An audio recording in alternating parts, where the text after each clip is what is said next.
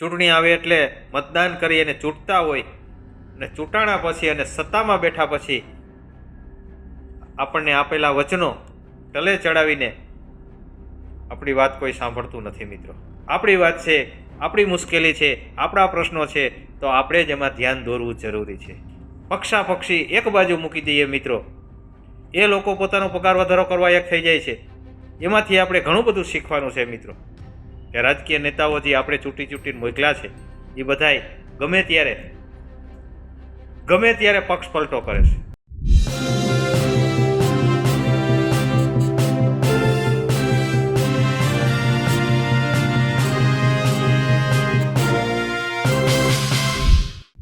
વાત સ્થાનિક સ્વરાજની ચૂંટણીઓની છે તો સ્વાભાવિક છે ખેડૂતો એક મુખ્ય ફેક્ટર છે, પરિબળ છે. અનેક ખેડૂત આગેવાનો સોશિયલ મીડિયામાં આવીને પ્રત્યક્ષ અને પરોક્ષ રૂપે સામે આવીને ખેડૂતોને કહી રહ્યા છે કે તેઓ ખેતી માટે જે પાર્ટી જે નેતા કરે તેને વોટ આપો. ત્યારે પ્રવીણસિંહ પડારિયા છે, તેઓ સ્પષ્ટપણે કહે છે કે કોઈ પણ પક્ષાપક્ષીમાં પડ્યા વગર જે ખેતી માટે કામ કરે તેને વોટ આપો. હજુ સુધી 30 વર્ષમાં ખેડૂતો માટે કોઈ કામ નથી થયું. તેમણે સ્પષ્ટપણે કહ્યું છે કે જો આ તમામ પક્ષો એટલે કે ધારાસભ્યો પોતાના પગાર વધારા માટે એક થઈ શકતા હોય તો ખેડૂતો પોતાના હિત માટે એક નથી થઈ શકતા. તેમણે આડકતરી રીતે ભાજપ ઉપર પ્રહારો કર્યા, તેમણે આડકતરી રીતે 30 વર્ષની આ સરકાર ઉપર પ્રહારો કર્યા અને કહ્યું કે ખેડૂતો જેમને લાગે છે કામ નથી થયું તો તે રીતે તેઓ ચૂંટણીમાં પોતાનું મંતવ્ય પણ વ્યક્ત કરે. નમસ્કાર, હું છું ચિંતામણી પુત્ર અનિલ પટેલ. સ્વાગત છે આપનું આ કાર્યક્રમમાં. આવો સાંભળીએ ખેડૂત આગેવાન પ્રવીણસિંહ પઢારિયા શું કહી રહ્યા છે. નમસ્કાર મિત્રો, જય જવાન જય કિસાન. મિત્રો, એક ખેડૂતોની સમસ્યાઓ બાબતે, ખેડૂતોની જાગૃતિ બાબતે વાત કરવી છે મિત્રો. તો મિત્રો, આપણી સમસ્યાઓ છે, આપણા પ્રશ્નો છે, તો એને ઉકેલવા આપણે ખુદ ખેડૂતોએ ધ્યાન દોરવું જરૂરી છે. એ બાબતે મિત્રો આપણે થોડી ચર્ચા કરીશું. આપણી એક મેઇન માંગણી છે સરકાર સમક્ષ કે ખેત પેદાશોના મોંઘવારી પ્રમાણે ભાવ અમને અપાવો. આ બાબતે આપણે લેખિત રજૂઆતો કરેલી છે. તો આ બાબતે આપણને કોઈ જવાબ મળતો નથી અને આપણે ખેડૂતો ચૂંટણીઓ પાછળ સમય બરબાદ કરીને ખેતી ખોટનો ધંધો બનાવી દીધો છે. હાલમાં સ્થાનિક સ્વરાજ્યની ચૂંટણી યોજાઈ રહી છે, ચૂંટણી પ્રચાર થઈ રહ્યો છે, તો કોઈને કોઈ પાર્ટીવાળા ખેડૂતોને મળવા જઈ રહ્યા છે કે ભાઈ અમને મત આપજો, અમે તમારા પ્રશ્નો ઉકેલશું, ધ્યાન દોરશું. તો મિત્રો, હમણાં દેશ આઝાદ થયા પછી આપણે કોઈને કોઈ પક્ષને મોટો કરવા, કોઈ પક્ષને સત્તામાં બેસાડવા, કોઈ પક્ષને વિરોધ પક્ષમાં મજબૂત કરવા આપણે જહેમત ઉઠાવી અને આ લોકોએ આપણી સમસ્યાઓના ઉકેલ માટે તસ્તી લીધેલ નથી. એ બાબતે મિત્રો આપણે થોડી ચર્ચા કરવાની છે. તો મિત્રો, ખરેખર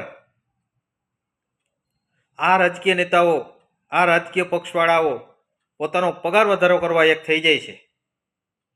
પોતાને કાંઈ પણ પોતાનો સ્વાર્થ હોય તો ગમે ત્યારે પક્ષ પલટો પણ કરી નાખે છે.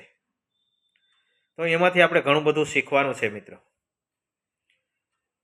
ખરેખર હવે જાગ્યા ત્યાંથી સવાર કરીએ અને આપણી ખેતીની જણસીના જે મોંઘવારીના લેવલમાં ભાવ નીચારીએ છે, એ મોંઘવારીના લેવલમાં ભાવ કેવી રીતે આપણે મેળવી શકીએ એ બાબતે 18 વર્ણના ખેડૂતોએ મળીને આપણે ધ્યાન દોરવું જરૂરી છે.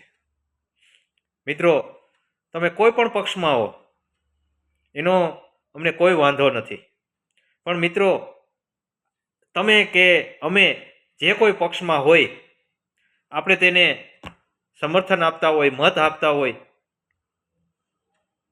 ચૂંટણી આવે એટલે મતદાન કરી અને ચૂંટતા હોય અને ચૂંટાણા પછી અને સત્તામાં બેઠા પછી આપણને આપેલા વચનો તલે ચડાવીને આપણી વાત કોઈ સાંભળતું નથી મિત્રો. એટલે આ બાબતે હું પ્રવીણભાઈ પડારિયા, તાલુકો કાલાવડ, જિલ્લો જામનગર.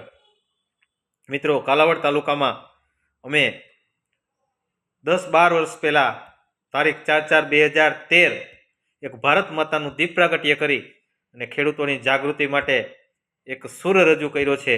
એ સૂર આજ દિન સુધી મિત્રો અવિરત ચાલુ છે.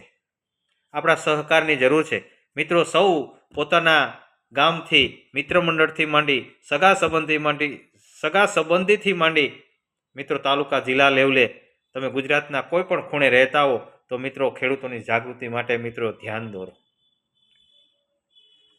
આપણી વાત છે, આપણી મુશ્કેલી છે, આપણા પ્રશ્નો છે, તો આપણે જ એમાં ધ્યાન દોરવું જરૂરી છે. અને જો કોઈ આપણે પક્ષની રાહે બેઠા રહેવું તો મિત્રો ક્યારેય આપણા પ્રશ્નો ઉકેલાવાના નથી.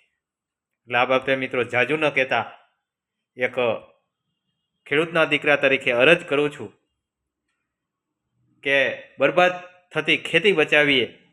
આ મોંઘવારીના લેવલમાં જે ભાવ નીચા છે એ ભાવ આપણને કેવી રીતે મળી શકે, કોઈ રસ્તો કાઢીએ. મિત્રો, ખેત ઓજાર, રાસાયણિક ખાતરો, જંતુનાશક દવાઓ, મહેનત મજૂરીમાં હિસાબ કરતા મિત્રો અત્યારે ખેતીમાં કોઈ વળતર રહેતું નથી. એટલે આ બાબતે મિત્રો ખેતીમાં વળતર મેળવવા ખરેખર આપણને ભાવ મળે તો જ વળતર મળે. ઉત્પાદન તો જાજા થોડું આવતું હોય છે, આવવાનું છે, પણ મિત્રો મોંઘવારીના લેવલમાં ભાવ નીચા રહેતા હોવાથી આજે ખેતીમાં ટોટલી ખર્ચનો હિસાબ ગણીએ તો આપણને કોઈ નફો રહેતો નથી. એટલે આ બાબતે મિત્રો ખરેખર હવે જાગ્યા ત્યાંથી સવાર કરીએ અને પક્ષાપક્ષી એક બાજુ મૂકી દઈએ મિત્રો. એ લોકો પોતાનો પગાર વધારો કરવા એક થઈ જાય છે. એમાંથી આપણે ઘણું બધું શીખવાનું છે મિત્રો. કે રાજકીય નેતાઓ જે આપણે ચૂંટીને મોકલ્યા છે એ બધાય ગમે ત્યારે પક્ષ પલટો કરે છે, આપણે જોતા આવીએ છીએ. તો આ બાબતે મિત્રો એ ચર્ચામાં આપણે પડવું નથી. એ ચર્ચા બહુ લાંબી છે. આપણી ઉપર દગો થયો છે, દગો થવાનો છે. તો આ બધી ચર્ચા એક બાજુ મૂકીને 18 વરણ મળી અને તમામ ખેડૂતો એક થઈએ અને ખેત ઉત્પાદન જણસીના મોંઘવારીના લેવલમાં ભાવ કેવી રીતે મળે એ બાબતે મિત્રો આપણે રસ્તો કાઢીએ. એથી વિશેષ મિત્રો ટેકાના ભાવ, આ સબસિડીની સહાયોથી આપણે બે પાંદડે થવાના નથી. ખરેખર આપણને મોંઘવારીના લેવલમાં જે મોંઘવારી વધી છે એ પ્રમાણે તો ભાવ ખૂબ ઊંચા થાય, પણ જે આ એક દશકામાં જે બીજી ચીજ વસ્તુના ભાવ બમણા તમણા થયા છે એ પ્રમાણે મગફળીના 2500 રૂપિયા, કપાસના 3000 રૂપિયા, આપણા ઘઉં, અનાજ 1100 રૂપિયા, એવી રીતે કઠોળના 3500 થી 4000 રૂપિયા, એવી રીતે ટોટલી ખેત પેદાશોના ભાવ જો આપણને મળે તો આપણે ખેતીમાં વળતર મળી શકે, આપણે થોડોક નફો આપણા હાથ મારીએ. તો આ બાબતે મિત્રો વિડીયો શેર કરજો, ટોટલી ખેડૂતો સુધી પહોંચાડજો ને આપના સૌના સાથ સહકારની જરૂર હોય મિત્રો. એક વ્યક્તિના નેજા હેઠળ કે એક વ્યક્તિના નેતૃત્વ નીચે આપણે કામ કરવાનું નથી.